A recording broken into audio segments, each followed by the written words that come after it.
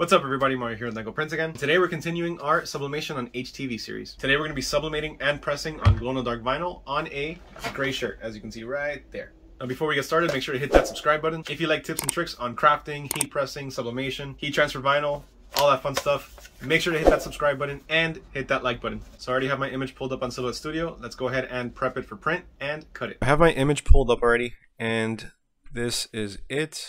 We're going to go ahead and size it to about 10 inches, 9.9, that's about right. And now the first thing we're going to do that I usually like to do is add an offset. Let's go ahead and click over here where it says open the offset panel, click on the image and offset. Now as you can see, we have the offset around our entire image. I also have all these little cut points within the image. We're not going to worry about that because once you take off the image itself, all we're left with is the offset. Now the reason I always add an offset is so that way I can easily center the image on the cut vinyl without having too much random white space on the left or on the right. I'll show you guys what I mean when we're sublimating the image. So we have everything set. Let's go ahead and send this to cut. For my material settings, I usually use the same thing.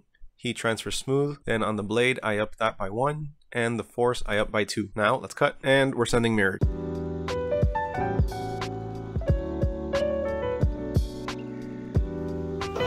So we have the image cut. Now let's go ahead and print it. So we're going to bring this back here. To make things easier and centered, I like to go ahead and set the design area to a typical sheet of paper. So 8.5 by 11. But this is not a typical piece of paper. I totally forgot. We're actually using 11 by 17. So 11 by 17. So let's go ahead and send this to print. I'm going to go on over to File, Print Page Setup. The size we're going to set to 11 by 17. Now that we have that switched over, let's go ahead and send to print. We're going to choose the Sawgrass print manager since we're going to be printing to the Sawgrass. Now as usual, my substrate I always leave as polyester, print quality high speed, and paper text print R. Even if I'm using any other kind of paper, I always choose text print R because it gives me the best and most consistent results.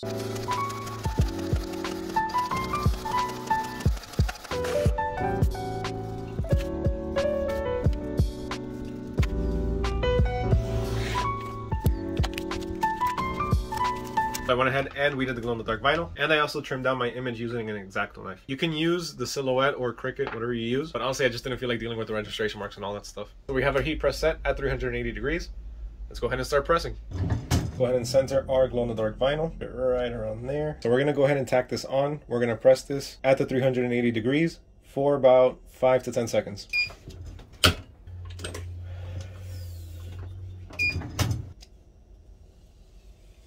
Now we're going to go ahead and place our image. As you can see, it's a lot easier to center it since we have this little offset. So it'll be easier to just place on here and press. So we have that aligned. Let's go ahead and cover it, and we're going to press it again for 45 seconds at 380 degrees.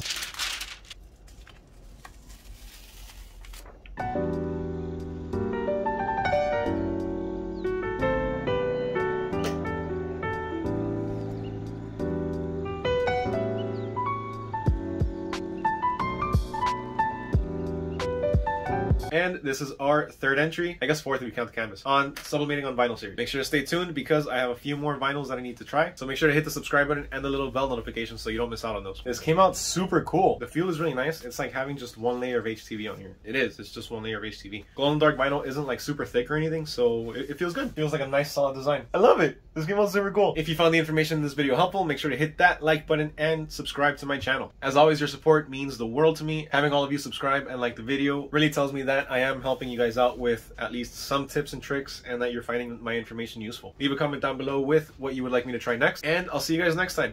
Peace.